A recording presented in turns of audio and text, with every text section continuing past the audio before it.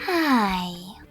In front of me is Huawei MatePad paper, and today I would like to show you how you can access all your downloads on this tablet. First of all, you need to select Apps. Now tap on Files app over here and select Allow in the pop-up. Then click on Browse at the bottom in the middle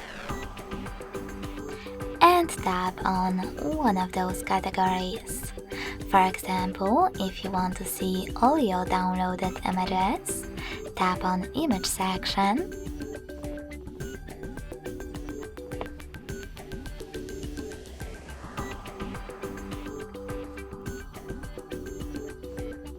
and pick one of those sources.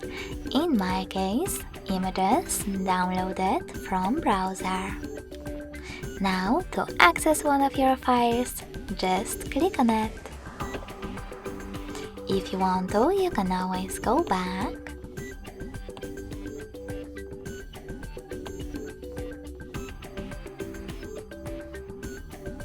click on Downloads Received Files under Sources, and for example, access all your downloads from Bluetooth.